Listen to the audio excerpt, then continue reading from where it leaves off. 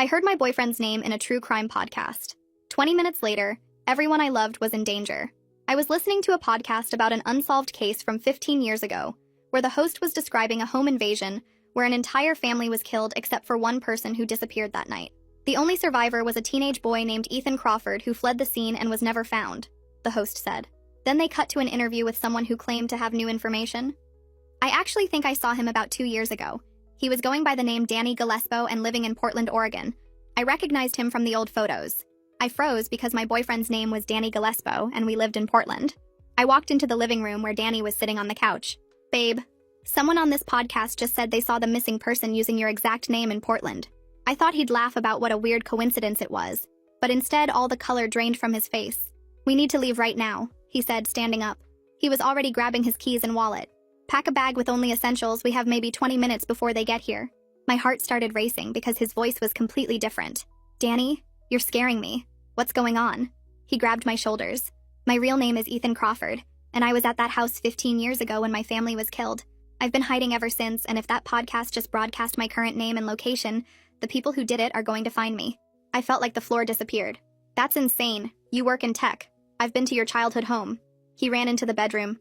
That's all fake. I've been running for 15 years. He pulled a duffel bag from the closet. Inside were stacks of cash, 3 different IDs, and a weapon. How long have you been lying to me? He looked at me while shoving clothes into another bag. About everything. My job isn't real. My past isn't real. Even my feelings for you started as something else. He handed me a backpack. Put clothes and documents in here. No phone, no laptop. I started packing on autopilot. Why did they kill your family? He stopped. My father was going to testify. They killed everyone to send a message. I only survived because I wasn't home that night. My phone buzzed and Danny grabbed it. He looked at the screen and went paler. They're already here. He showed me a photo of our apartment building taken from across the street. He threw my phone against the wall. These people have been looking for me for 15 years. The second that woman said my name and this city, they probably had people mobilizing. He pulled a second weapon from under the mattress. Do you know how to use this? I shook my head. Then stay behind me, and if I tell you to run, you run. We went to the front door and he looked through the peephole, then pulled back. There's someone in the hallway. My entire body went cold. Is there another way out? He shook his head. Fire escape ends in an alley where they'll be waiting. There was a knock. Danny Gillespie, we just want to talk. Danny pushed me toward the bathroom. Get in the tub and stay down no matter what you hear. The door exploded inward and Danny fired twice. I heard someone fall and more footsteps coming up the stairs. He grabbed my arm. We're going out the window, stay low. We climbed onto the fire escape and I could hear shouting from inside. We made it down 1 level before someone started shooting from below. Danny fired back and pulled me toward a ladder to the next building's roof. We ran across 2 rooftops before climbing down into a different alley. A car pulled up and Danny raised his weapon before a man yelled, "It's me, get in!" Danny shoved me into the back and jumped in. The man drove away fast as people came running around the corner. Who are you? I asked. The man looked at me in the mirror. I'm James. I've been helping Ethan hide for 15 years, moving money around, creating new identities. Danny was breathing hard. How did they find me so fast? James looked grim. That podcast went viral in the last hour. Someone screenshot the part about Portland and your name. I couldn't process any of this. Danny turned to me and his whole face was different. I need to tell you something else. The reason I approached you wasn't random. Your father was supposed to testify with my father 15 years ago. He went into hiding at the last minute. The organization has been looking for both our families. I found you to protect you and find your father. Everything stopped. My father sells insurance in Denver. James spoke up. Your father's been using the name Richard Hayes for 15 years. His real name is Michael Bain. He was my father's business partner. They both witnessed the same crime. Then I remembered something from the podcast. They mentioned another name. They said they were looking for Michael Bain and thought he might be in Colorado. Danny's face went white. Did they say anything else? My mind raced. They said someone claimed to have seen him recently. James hit the steering wheel. If they mentioned Colorado, they're already on their way to your father. James took a sharp left turn and I gripped the seat as we sped through narrow streets I didn't recognize. My boyfriend wasn't my boyfriend and my father wasn't dead and people were actively trying to kill us right now. I kept looking at the back of Ethan's head while he twisted around every few seconds to check behind us. He'd been doing this for 15 years, living like prey, and I'd had no idea because I was too busy believing his lies about working in tech and growing up in Seattle. James cut through an alley and came out on a different street, then made 3 more random turns before heading toward what looked like the industrial district. My hands were shaking and I realized I was still holding the backpack I'd packed in maybe 30 seconds before our apartment exploded with gunfire. Everything I owned was back there. My laptop with all my photos, my clothes, the jewelry my mom gave me for graduation, just sitting there while strangers with weapons went through it looking for clues about where we went. We pulled into an underground parking garage beneath some kind of warehouse, and James drove to the back corner where another car was waiting. He got out fast and started transferring bags between vehicles while Ethan finally turned to look at me directly. His face was different now, harder somehow, like he'd dropped a mask I didn't even know he was wearing. He opened his mouth like he was going to say something, but James interrupted. We needed to move now, switch vehicles every few hours so they couldn't track us. I climbed into the new car, a plain sedan that smelled like coffee and cigarettes, and we were moving again before I even got my seatbelt on. Ethan was in the passenger seat now, and he kept his eyes on the side mirror, watching for cars that might be following us. James drove back up to street level and headed for the highway going south. Nobody spoke for maybe 10 minutes, and the silence felt heavy and wrong. Then Ethan turned in his seat to face me and started talking. He said he spent 2 years searching for my father after he got old enough to start looking on his own. He tracked down every Michael Bain in the country, followed dead ends, paid people for information that went nowhere. Then he found me instead, found my social media and my address, and realized I was the daughter. He figured if he got close to me, I might eventually lead him to where my dad was hiding. Maybe I'd mention something useful, or maybe my dad would reach out to me and Ethan would be there to see it. So he engineered a meeting at the coffee shop where I went every morning before class. He learned my schedule and my habits, and he made sure we kept running into each other until I thought it was fate or luck or whatever stupid thing I believed about the universe bringing people together. My chest felt tight and I couldn't get enough air. I asked him if anything between us was real, any of it, even one moment. He went quiet for way too long, and I watched him trying to decide what to say. Finally, he said it started as surveillance but became complicated. That was it. That was his answer. Complicated. It hurt worse than if he'd just said no because it meant he was still calculating, still deciding what truth to give me and what to hold back. I wanted to scream at him or hit him or jump out of the moving car, but I just sat there feeling numb. James cut in and said we needed to focus on getting to Colorado before the organization found my father. He pulled out a laptop from under his seat and opened it while steering with one hand. He turned it so I could see the screen, and there was the podcast episode, the one that started all of this maybe 2 hours ago. It already had 200,000 downloads, and the comment section was full of people theorizing about where Ethan might be now. Someone had screenshot the part about Portland and Danny Gillespie and posted it everywhere. Another person was discussing possible locations in the city based on property records they'd found online. The internet had basically done the organization's work for them, narrowed down the search area to a few square miles. James closed the laptop and said we had maybe a 12-hour head start if we were lucky. We stopped at a rest area 2 hours outside Portland, and James got out to make calls to his contacts. Ethan and I sat in the car in awkward silence, and I tried to figure out which emotion to feel first. Should I be more angry about the lies, or more terrified about the people hunting us? Both feelings were fighting for space in my brain, and I couldn't process either one properly. I looked out the window at families walking to the bathrooms and getting snacks from vending machines, living their normal lives while I sat here learning everything I knew was fake. Ethan started talking without me asking him to. He told me about the night his family died, how he'd been at a friend's house and came home late to find cop cars and ambulances everywhere. He went in through the back window because he knew something was wrong and he found everyone already gone. His parents, his little sister, even the dog. Blood everywhere and silence, and he barely made it out before the people who did it came back to check their work. He'd been running ever since, changing identities every few years, never staying anywhere long enough to build a real life or make real friends or trust anyone. James had been helping him the whole time, moving money around, creating new identities, teaching him how to disappear. I realized my father made the same choice, but at least he got out before the violence reached us. I asked Ethan if he knew why my dad went into hiding instead of testifying like he was supposed to. Ethan explained that my father was supposed to testify the same week as Ethan's dad, but someone tipped him off about the planned attack. My dad had maybe 6 hours warning, and he used it to disappear, left my mom and me behind with some story about needing to leave for work. He probably thought he was protecting us by keeping us in the dark, but instead he just made us easy targets if anyone ever connected us to him. James came back to the car, and his face looked grim. He said his contacts confirmed the organization sent teams to both Portland and Denver within an hour of the podcast going live. We were lucky to get out when we did, but my father might not know anyone was coming for him yet. If he was still using the same identity after 15 years, he might think he was safe, might have gotten comfortable. We got back on the road and I pulled out the phone Ethan had given me, a burner he said was safe to use. I tried calling the number I had for my dad, the one I'd used maybe 3 times in 15 years when my mom managed to arrange supervised contact. It went straight to a disconnected message and my stomach dropped. Either my father had changed numbers again, or something had already happened to him and we were too late. Ethan turned around in his seat and looked at my face. He asked what was wrong and I just stared at the phone in my hand for a second before telling him the number was disconnected. I explained that I barely knew my father anyway because my mom told me he left us when I was 7 years old. She said he moved away for work and didn't want to be part of our lives anymore. I grew up thinking my dad just abandoned us, that he chose his career over his family and never looked back. I had no idea he was in witness protection, or that any of this was connected to organized crime or people getting killed. My whole childhood was built on a lie, and now I was supposed to just accept that everything I believed about my family was fake. James kept his eyes on the road but spoke up from the driver's seat. He said my mother probably didn't know the full truth either, that witness protection keeps families separated and in the dark to prevent exactly this kind of situation. If my mom knew where my dad was or why he really left, she could accidentally give away information or be used as leverage. The whole system was designed to make sure no one knew anything, which meant my mom spent 15 years thinking her husband abandoned her when really he was trying to protect us. But now that the organization knows to look for Michael Bain's family, my mom might be in danger too. They would figure out that Michael had a wife and daughter, and if they couldn't find him, they might try to use us to draw him out. I grabbed Ethan's arm and told him to give me his phone right now. He handed it over without arguing, and I dialed my mom's number with shaking hands. She answered on the third ring, sounding confused about the unknown number. I didn't give her time to ask questions, just said she needed to leave the house right now and go stay with her sister without explaining why. I tried to keep my voice calm so she wouldn't panic, but my hands were gripping the phone so hard my knuckles turned white. My mom started asking what was going on and why I was calling from a strange number. She wanted to know if I was okay and where I was and what kind of trouble I was in.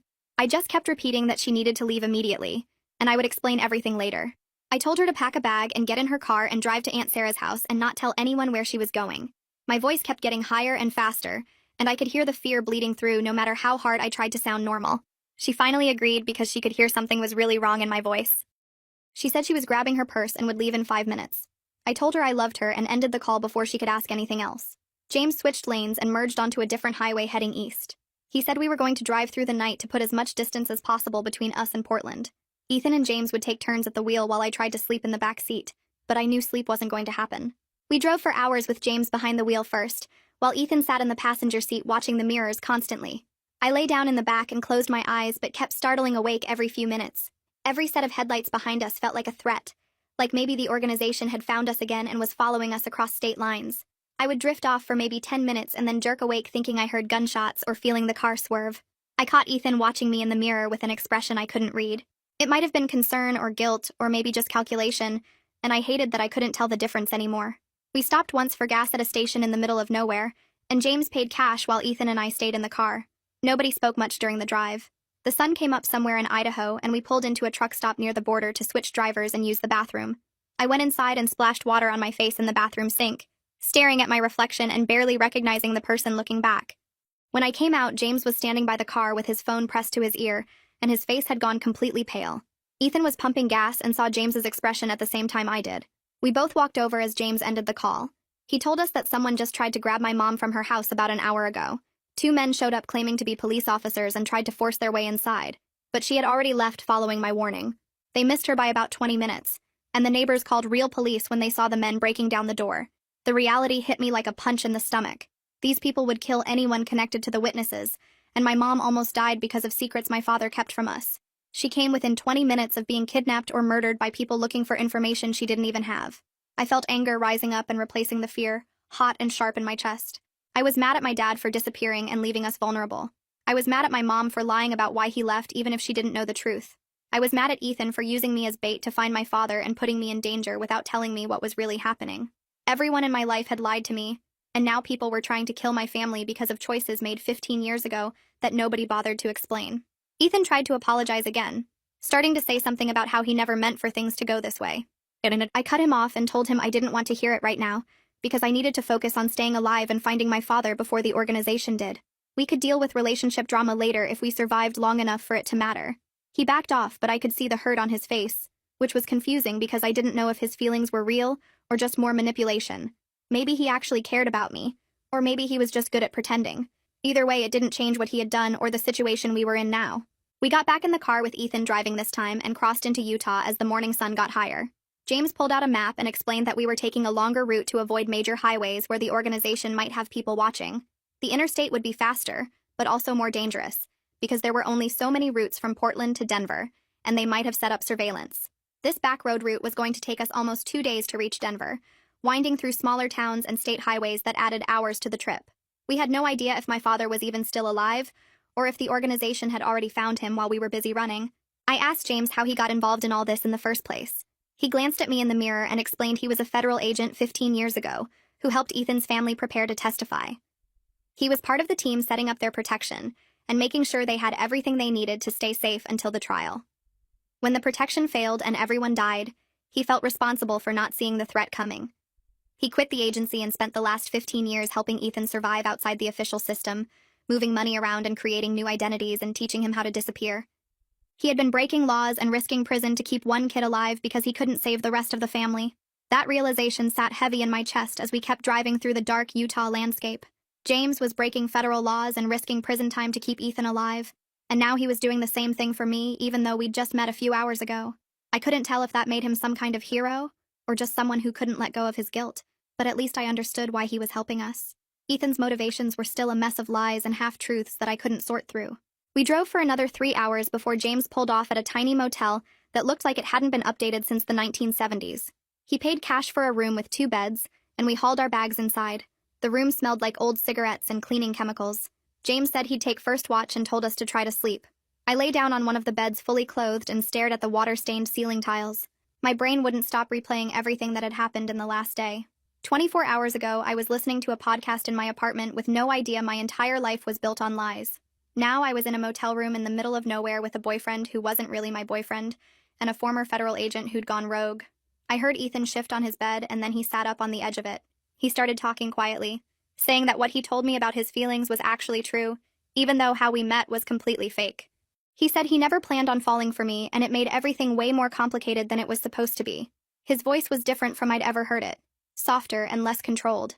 I wanted to believe what he was saying, but I had no idea how to trust someone who'd already admitted they approached me as part of some plan to find my father. Every nice thing he'd ever said or done could have been calculated. Every kiss could have been strategy.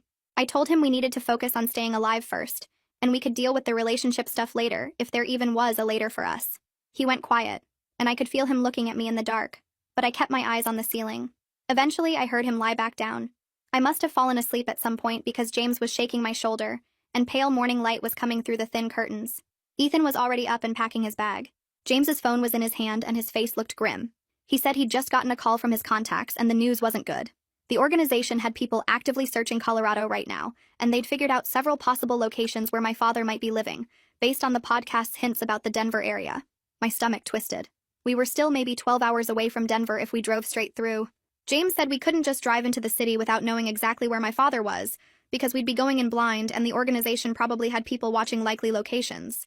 Ethan suggested we try to find property records or utility bills under the name Richard Hayes to get an actual address. James nodded and said he had a contact who could access those databases without leaving any kind of trail that could be tracked back to us. He made a call while Ethan and I grabbed stale muffins from the motel's sad excuse for a breakfast area. The contact said it would take a few hours to search through the records and cross-reference everything. We got back in the car and started driving closer to Denver while we waited. I tried not to think about what we'd find when we got there. Every mile that passed felt like we were racing against people who had more resources and more experience than us. I asked Ethan what the actual plan was if we found my father still alive. He was quiet for a minute and then admitted he didn't really have a plan beyond warning him and trying to get everyone somewhere safe. The problem was there wasn't anywhere actually safe as long as the organization existed and wanted us dead. They had people everywhere and unlimited money to keep searching. We could run for another 15 years like Ethan had been doing, but that wasn't really living. It was just surviving. We stopped for gas at a station outside Grand Junction, and James's phone rang. He answered and listened for a long time, then thanked whoever was on the other end. He told us his contact had come through with an address for a Richard Hayes living in a suburb called Lakewood, about 20 minutes outside Denver proper. We were close enough now that we could be there in 6 hours if we pushed straight through without stopping. Ethan wanted to approach carefully and scout the location first to see if the organization had already found it. I understood being careful, but I was worried that if we waited too long, the organization would find my father before we did. We'd be too late to warn him. We went back and forth about it while James drove and finally compromised. We'd drive past the house once to see if there were any obvious signs of trouble before we made contact. If everything looked normal, we'd approach. If we saw anything suspicious, we'd figure out another way. The sun was getting lower as we crossed into Colorado, and I realized I was about to see my father for the first time in 15 years. I had no idea if he'd even recognize me or what I was supposed to say to him. The last time I saw him, I was 7 years old, and he was just my dad who went to work and came home and read me bedtime stories. Now he was a stranger who'd been living under a fake name and had evidence that could bring down a criminal organization. I didn't know that person at all. We crossed into Colorado around noon, and I couldn't stop checking the mirrors like Ethan had been doing for the past 12 hours. Every car behind us felt like a threat. Every exit we passed made me wonder if we should take it and disappear somewhere else instead of driving straight into whatever was waiting in Denver. Ethan sat in the passenger seat cleaning one of the weapons he'd grabbed from the apartment. His hands moved automatically like he'd done this 1,000 times before. I watched him and tried to match this version of him with the guy who used to make me breakfast and complain about his fake tech job. They didn't line up in my head. James kept the speed exactly at the limit. Requested Reads is on Spotify now. Check out link in the description or comments. He explained that getting pulled over now would be the worst possible thing. We had weapons, fake IDs, and a trunk full of cash that would raise every red flag if a cop searched the car. My stomach felt tight and I realized I hadn't eaten anything since those stale muffins at the motel. Food seemed impossible right now. The landscape changed as we got closer to the city.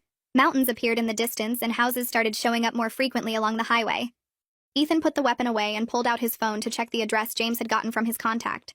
He zoomed in on a map of Lakewood and studied the streets around my father's house. He pointed out which roads had the best escape routes, and which ones could trap us if things went bad. I listened to him plan like we were robbing a bank instead of trying to save my father's life. The sun started dropping lower, and the light turned orange across the buildings as we took the exit into Lakewood. James drove slowly through residential streets while Ethan watched everything. Normal people were coming home from work and walking dogs and living regular lives. They had no idea we were driving past them with weapons and running from people who killed entire families. We turned onto the street where my father lived, and James slowed down even more. The houses here were small and old but well kept. Lawns were mowed and cars sat in driveways. Everything looked completely normal. Then Ethan pointed ahead at a dark sedan parked on the right side about 4 houses down from the address we had. The car had tinted windows and plates from out of state. A man sat in the driver's seat looking at his phone, but his posture was too alert. He was watching something. James drove past without stopping, and I looked at the house with the address we were looking for. It was plain and beige with a small porch and nothing special about it. My father had been living there for 15 years and I'd never known. We turned at the corner and James circled the block. Ethan scanned the other streets and his face got harder. He told James to slow down and pointed at another vehicle parked on the opposite corner from the first one. This one was a dark SUV with 2 people inside. They were positioned to watch the same house from a different angle. The organization had found my father. They were already here sitting and waiting. James kept driving and pulled into an alley 2 blocks away. He parked and turned off the engine. We all sat there for a minute while the reality sank in. Those people outside my father's house were probably the same ones who killed Ethan's family 15 years ago. They were waiting for orders or for my father to come outside or for the right moment to go in. Ethan said we needed to move now before they got tired of watching. If they decided to go in while we were still planning, my father would be dead before we could warn him. James asked if we should call the police, but Ethan reminded him that the organization had people inside law enforcement. Calling the cops might just bring more of them. We had to do this ourselves. I felt sick thinking about what could go wrong, but doing nothing meant letting my father die. James drove around to the alley behind my father's street. We got out and moved between houses, staying low and trying to look like we belonged there. My heart was beating, so hard I could feel it in my throat. We crossed through 2 backyards and I kept expecting someone to come out and yell at us for trespassing. Nobody did. We reached the back of my father's house and crouched behind a fence. Ethan looked at the back door and the windows checking for alarms or cameras. He didn't see any. He pulled out a small toolkit from his jacket and went to work on the lock. I stood there watching him break into my own father's house and the whole situation felt insane. The lock clicked and Ethan pushed the door open slowly. We stepped inside and I was in my father's kitchen for the first time ever. Everything was quiet and normal. Dishes sat in the drying rack next to the sink. A coffee maker sat on the counter with a half-full pot. The refrigerator hummed. We moved through into a hallway and I saw photos on the walls.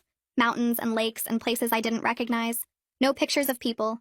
No pictures of me or my mom or his old life. Just empty landscapes like he'd tried to erase every connection to who he used to be.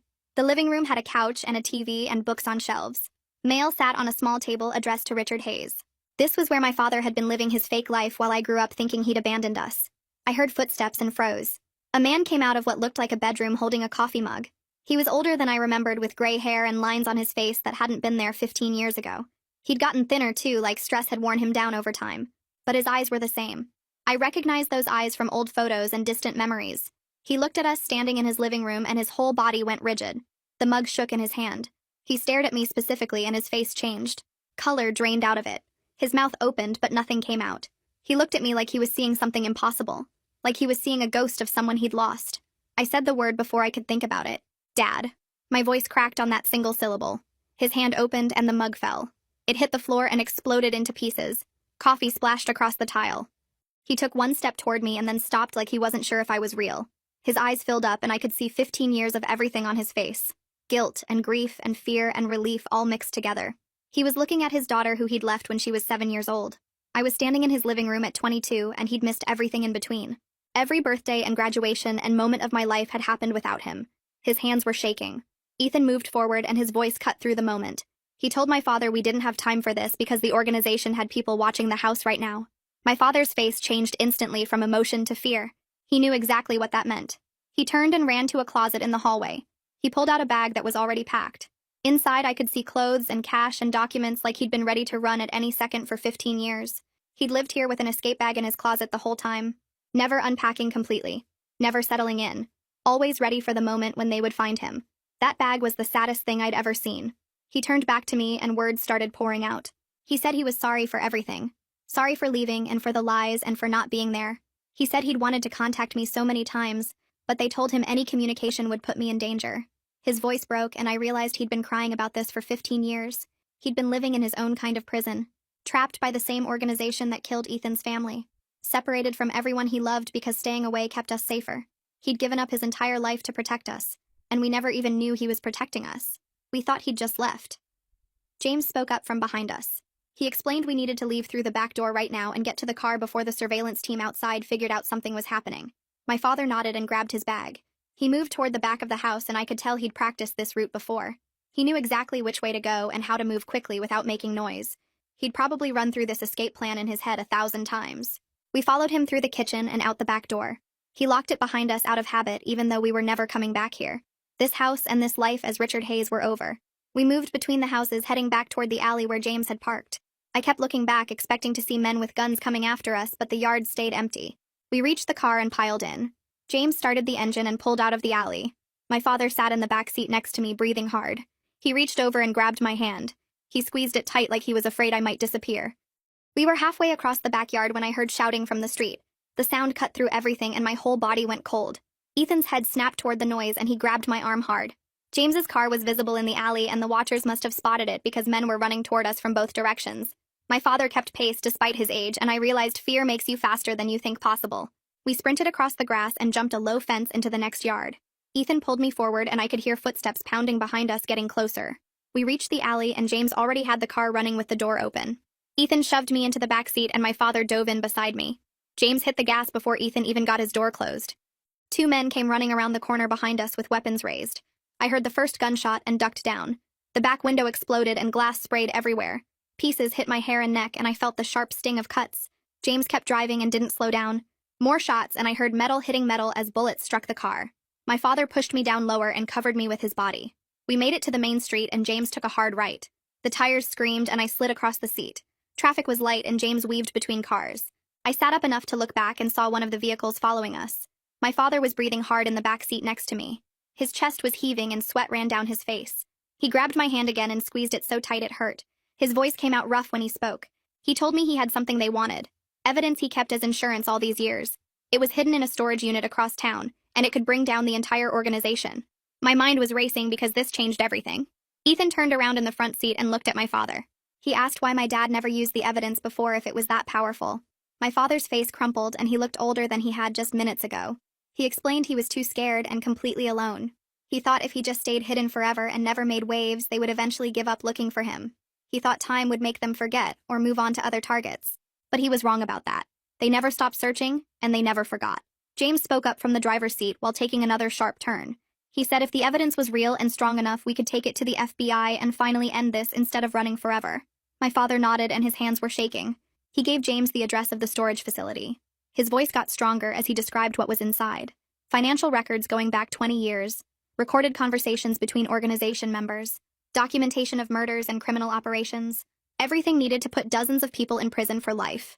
We were driving across Denver now, and I could see multiple cars behind us in the mirror. James was taking random turns trying to lose them. Left then, right then left again through neighborhoods I didn't recognize. My father kept talking and explaining more details. He said his business partner was the one who gathered most of the evidence. Ethan's father had access to the organization's financial systems because of his job. He copied files and recorded meetings and built a case that could destroy them. That's why they killed him and his whole family. They needed to make sure the evidence died with him. But my father had copies of everything. Ethan's face changed when he heard this. I watched him process what it meant. His father's work might actually mean something. All those deaths might not have been completely pointless if we could use the evidence to get justice. I could see him shifting from pure survival mode to actually thinking about fighting back. His jaw set in a way I'd never seen before. His whole body language changed from defensive to aggressive. We reached the storage facility and James pulled around to a back entrance. The building was old brick with rolling metal doors. My father jumped out before the car even stopped completely. He ran to a unit near the end and fumbled with keys. His hands were shaking so bad he dropped them once. Ethan and I got out and watched the road. I could see headlights in the distance getting closer. My father finally got the lock open and rolled up the door. Inside was mostly empty except for some boxes in the back corner. He grabbed a large waterproof case and ran back to the car. We got in just as 3 vehicles pulled into the facility entrance. Their headlights swept across the building. James didn't hesitate. He drove straight toward a chain-link fence at the back of the property. The metal screeched against the car as we went through it. The fence tore and bent, and we were back on city streets. Behind us, I could see the vehicles trying to follow through the gap we made. My father had the case open on his lap. Inside were USB drives in plastic bags, folders full of documents, old cassette tapes in cases with dates written on them. He said they contained recorded confessions and business discussions. Ethan reached back and started looking through the materials. He picked up folders and scanned pages. His eyes got wider as he read. He looked at my father and confirmed this was the kind of evidence that could put dozens of people in prison for life. Real names and dates and financial transactions. Proof of murders and corruption and criminal operations spanning 2 decades. This wasn't just insurance anymore. This was a weapon we could actually use to fight back. James was still driving fast and checking mirrors constantly. More cars had joined the chase behind us. I counted at least 4 vehicles now. They were coordinating and trying to box us in. James took another hard turn and we went up a ramp onto the highway. Traffic was heavier here and he used it for cover, weaving between trucks and cutting across lanes. The pursuing cars fell back slightly, but they were still there, still following, still hunting us through the city. I watched more headlights join the chase behind us and counted 6 vehicles now. James took an exit ramp and we dropped down onto surface streets where there was more traffic to hide in. My brain started working again after the shock of everything in the storage unit. My father had mentioned earlier that the organization had someone inside witness protection, someone who helped them find families that were supposed to be hidden. That meant they probably had people in regular law enforcement too. I leaned forward between the front seats and told James we couldn't just walk into an FBI office because if there was a mole in witness protection, there were probably dirty agents in other places too. We needed a way to get this evidence out where it couldn't be buried or destroyed by someone on the organization's payroll. James nodded and said he knew a federal prosecutor named Marius Cabrera, who had been trying to build a case against the organization for years, but never had enough proof. He was clean, never been bought, and had the authority to actually do something with what we were giving him. My father was looking through more of the documents in the case, and he said we should also send everything to journalists to make sure the information got public even if something happened to the legal process.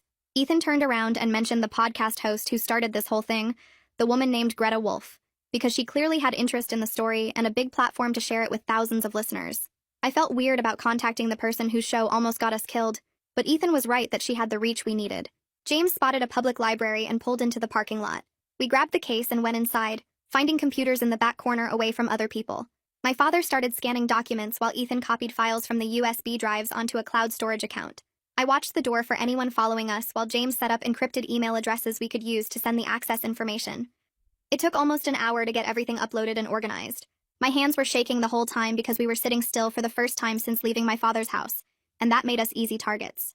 Ethan sent the cloud storage links to both the prosecutor and the journalist with a message explaining what the files contained and instructions to publish everything if anything happened to us. It was our insurance policy, the only thing keeping the organization from just killing us all and taking the evidence. We got back in the car and James's phone rang within 10 minutes. He put it on speaker and a man's voice said, this was Marius Cabrera, and he'd received the files and was already looking through them.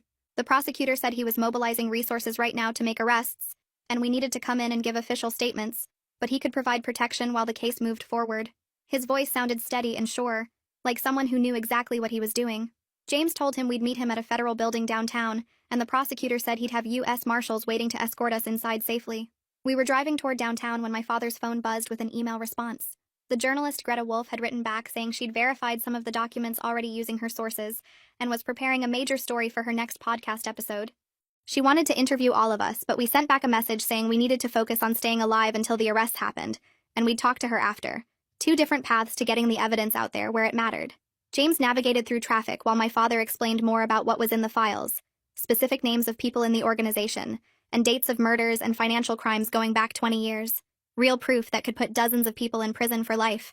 I looked over at Ethan in the passenger seat and he was completely quiet, staring out the window. I realized this was the closest he'd ever come to actually ending the threat that had controlled his entire life since he was a teenager. 15 years of running and hiding and looking over his shoulder might actually be finished. I reached over and took his hand. He looked at me with an expression that was equal parts hope and fear, like he didn't know what would happen if we actually survived this, and he didn't have to run anymore. His fingers squeezed mine tight and we didn't say anything because there wasn't really anything to say. We were 2 blocks from the federal building when a car came out of nowhere and slammed into us from the side. The impact spun us around and I hit my head on the window. My ears were ringing and I saw armed men pouring out of multiple vehicles that had boxed us in. Gunfire erupted everywhere, bullets hitting metal and glass. James was shouting something, but I couldn't hear over the noise. Then more people appeared and I realized they were U.S. Marshals in tactical gear, returning fire and creating a protective corridor. One of them, a huge guy, yanked open our door and physically shielded us with his body. He yelled for us to run and we scrambled out of the destroyed car. I could see James firing at pursuers while my father grabbed the evidence case.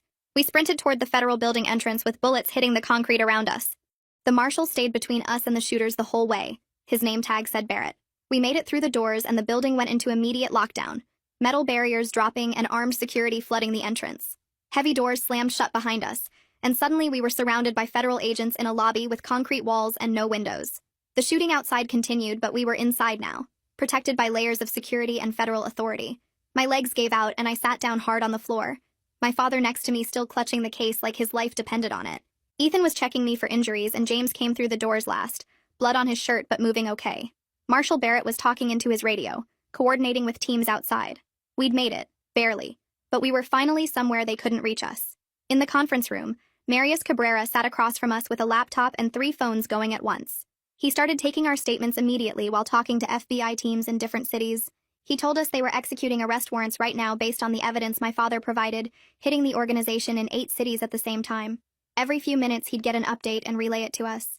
Chicago team secured 3 targets. New York had 4 in custody. Los Angeles was moving on 2 more locations. I sat there watching this prosecutor coordinate what looked like a military operation, and it felt unreal that this was actually happening after 15 years of hiding and running. My father handed over the evidence case and Marius went through every document, every recording, making notes and sending files to different teams. He explained that they'd been building a case against the organization for years, but never had enough proof to make charges stick. What my father kept hidden all this time was the missing piece that connected everything. Over the next 6 hours, we watched news feeds on the monitors in the room as major arrests happened across the country. A city councilman in Detroit, a federal contractor in Washington, a state judge in Florida, all of them secretly working for the organization, and now all of them being walked out in handcuffs on live television. Greta Wolf's story went live at the same time, and suddenly the evidence was public record that couldn't be hidden or buried. Her article included photos of documents, audio clips of recorded conversations, and a detailed timeline of crimes going back 20 years. I watched it spread across social media in real time, people sharing and commenting and demanding answers. The organization couldn't make this disappear even if they wanted to because too many people knew now. My father sat next to me the whole time, and during breaks and questioning, he started telling me about his life in hiding. He lived alone in that small house, worked a boring office job under a fake name, and spent his evenings following my life from a distance. He kept newspaper clippings about my high school graduation and college acceptance, small pieces of my life he could hold on to. He showed me photos on his phone of me at my graduation ceremony that someone else took, and I realized he'd been there watching from far away. He said the hardest part wasn't the fear or the isolation, but knowing I was growing up thinking he abandoned us. Every birthday, every holiday, every important moment he missed because staying away kept me safer. His voice broke when he talked about it, and I didn't know what to say because I was still processing that he'd been alive and watching all these years. Later, Ethan and I finally had a real conversation about what happens next, sitting in a smaller room away from everyone else. He admitted he didn't know how to have a normal life because he'd never had one. Since he was 17, his entire existence was about survival and revenge and staying hidden. He didn't know how to think about a future that wasn't just running or fighting. I told him we were both going to have to figure out who we are now that we're not running, and that was going to take time and probably therapy. He laughed at that, a real laugh I hadn't heard from him before, and said therapy sounded good, actually. We agreed we needed to be honest about how messed up this whole thing was, how our relationship started with lies and manipulation, and how we couldn't just pretend that didn't matter. But we also couldn't ignore that somewhere in the middle of all the chaos, something real happened between us. Marius came back with an update that made everyone in the room go quiet. The arrests were holding, and they had enough evidence to keep the organization's leadership locked up for life. There would be trials, and we'd have to testify. But the immediate threat was gone. The people who killed Ethan's family and hunted us across the country were in custody and facing charges that would put them away forever.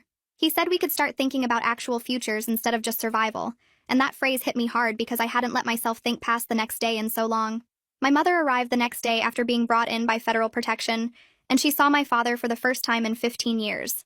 Their reunion was complicated and painful, full of things that couldn't be unsaid and time that couldn't be recovered. She was angry about the lies and the years of thinking he just left us. He was defensive about his choices and kept saying he did what he had to do to keep us safe. They stood in that federal building conference room arguing about 15 years of hurt and missed time, and I realized they might never get past it. But there was also relief that we were all alive, that the threat was finally over, and that maybe we could start rebuilding something even if it would never be what we lost. Ethan and I agreed to take things slow and actually get to know each other honestly, starting over without the lies and manipulation. He was moving into a temporary apartment near mine, and we were going to try dating like normal people, though we both knew we'd never be completely normal after everything we'd been through. We made a plan to see a therapist, both individually and together, because we had a lot to work through. He needed to process 15 years of trauma and isolation. I needed to process betrayal, and discovering my entire life was built on secrets. We needed to figure out if what we had was real or just trauma bonding, and that was going to take time and honesty we hadn't had before. 3 weeks later, I was having dinner with both my parents for the first time since I was 7 years old. We sat in a restaurant booth and it was awkward because we were all still processing trauma and figuring out how to be a family again. My mom and dad were trying to talk to each other like adults, but years of hurt kept surfacing in small comments and tense silences. I told them about school and my life, filling in 15 years of gaps, and they listened like they were trying to memorize every detail they'd missed. We were together and safe, and that was something I didn't think would ever happen again. After dinner, Ethan texted me to ask how it went. I told him it was weird and hard, but also good in a way I couldn't explain. He said he was proud of me for trying, and I realized that despite everything, we built something real in the middle of all the chaos. Maybe that was worth fighting for too, even if it meant starting over from scratch and doing the hard work of building something honest. The organization was gone. My family was alive. And for the first time in weeks, I could think about tomorrow without fear taking over everything else. Well, that's another flawless masterpiece. If you're still watching, I don't know whether to thank you or apologize. Either way, hit subscribe and we'll call it even.